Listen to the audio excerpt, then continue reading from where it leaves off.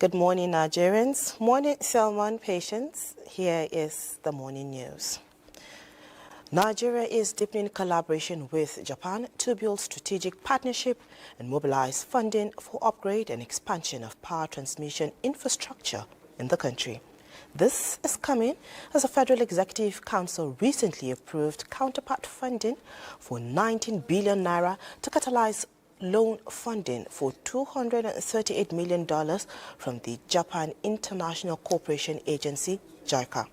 The loan funding will support the expansion of the national grid with construction of more than 200 kilometers of new double-circuit transmission lines and substations. Now, in another bold move that seeks to further ignite the economic landscape of southwest Nigeria, the Office of the Sustainable Development Goals, in partnership with Renewed Hope Initiative, has presented empowerment items to about 3,500 women in the zone. Nigeria's First Lady, Oluremi Tinubu, flagged off the exercise for the region with the empowerment of 1,000 beneficiaries in Lagos State. State House correspondent Adini Taiwo reports. Sustainable Development Goals 1, 5 and 8 are all in focus as the Office of the Senior Special Assistant to the President on SDGs, in partnership with Renewed Hope Initiative and matching support from the state government, lined up empowerment items including deep chest freezers, gas cookers with oven, industrial grinding machines and generating sets as objects of hope to be distributed to 1,000 beneficiaries in the state. The empowerment of women in all spheres of life is central to achieving the SDGs, especially SDG 5 on achieving gender equality and empower all women and girls, and SDG 8 on decent work and economic growth.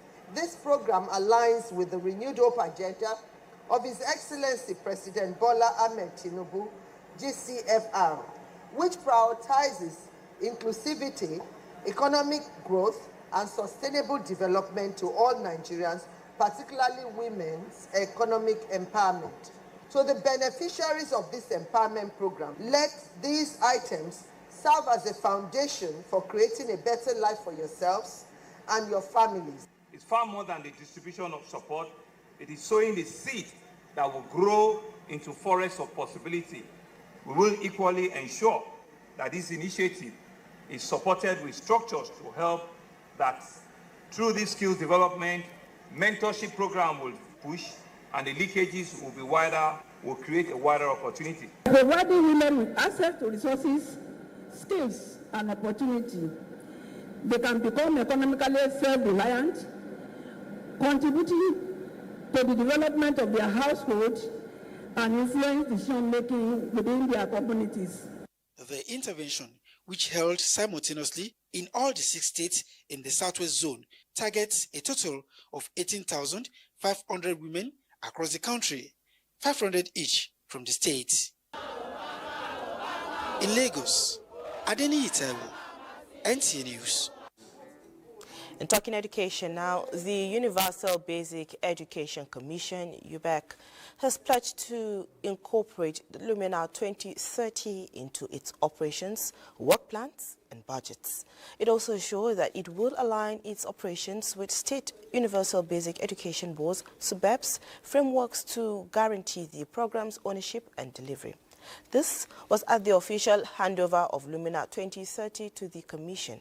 Launched by the Federal Ministry of Education in March 2025, Lumina is a flagship program designed to empower 1 million underserved Nigerian girls with education, vocational training, and community support. Incorporating Lumina 2030 will strengthen the Commission's ongoing efforts to reduce the number of out-of-school children and improve learning outcomes, especially for girls in rural and low-income communities. UBEC takes full responsibility for sustaining and strengthening the initiative. Although the implementation is now housed with UBEC, it must be emphasized that the Federal Ministry of Education and the Lumina committees remain central to this journey. Their continued policy oversight, technical guidance, and strategic direction will Will be critical in ensuring that Lumina 2030 stays aligned with the National Vision for Education and Sustainable Development Goal 4. It is expected that UBEC will integrate Lumina into its annual work plan and budget and strengthen the collaboration with Federal Ministry of Education, ensure transparency, accountability for progress, patronize state level capacity building to ensure full ownership for the initiative.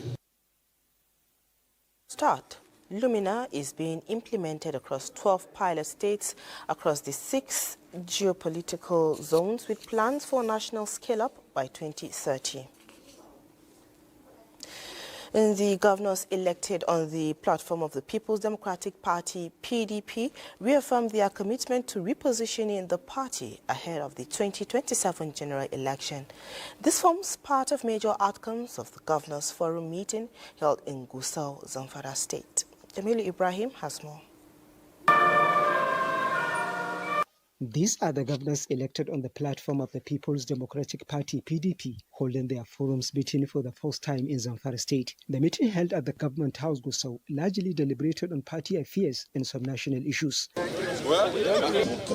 to the resolution at the 101st National NEC meeting of July 25th regarding the November 15 National Convention. It urges members to resist all attempts to derail the convention by anti-party forces, but condemns the continued monstrous killings in Katsina, Plateau, Niger, Benue State, and other parts of the country. The meeting was attended by governors of Bauchi, Zamfara, Taraba, Adamawa, Oshun, Bayelsa in Oyo states, the PDP acting national chairman, the forum's director general, and some members of the party board of trustees were also in attendance. In Gusau, Jamilu Ibrahim, NTA News. And talking electoral matters, more than 500,000 Nigerians have pre-registered online for the continuous voter registration exercise within the first 5 days of its resumption. INEC National Commissioner disclosed this during the official flag-off of the nationwide sensitization campaign in Abuja. Kenechukwu Ojuyenum reports. The roadshow and sensitization are part of INEC's efforts to ensure a credible and inclusive electoral process.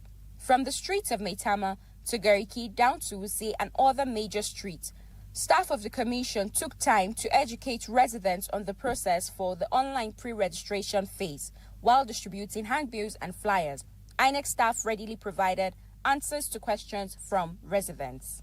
As part of efforts to deliver on our mandate to conduct free, fair, credible and inclusive elections, the commencement of the CVR exercise highlights a significant step in our effort to strengthen Nigeria's democracy. The in-person registration will commence at INEC offices nationwide from 25th of August 2025. The first phase runs until December 2025, with the second phase scheduled from January to the 30th and the third phase in August 2026. From the 25th, people will be attended to in our offices nationwide, the 36 states and the FCT and the 774 local government offices of INEC, from 9 o'clock to 3 p.m. The Commission seized the opportunity to also call on political parties, civil society groups and the media to support the exercise by creating awareness among Nigerians, noting that the permanent voter card remains the gateway to strengthening democracy and ensuring people's voices are heard at the polls. In Abuja, Kenechukwu Ojuyenum, NTA News. And the Federal Ministry of Environment, in its latest flood prediction, says 29 communities in Benue, Borno, Gombe, Kebbi, Nasarawa and Yobe states are likely to experience flooding as a result of rising water levels of River Niger between today and tomorrow. Director, Erosion, Flood and Coastal Zone Management Department, Federal Ministry of Environment, Usman Abdullah Bokani, advised communities on floodplain from Jeba to Lokoja to vacate to higher plains. And that's the news this morning. We'll take a short break, but don't go away. Weekend Deal continues with Telma and Patience right after.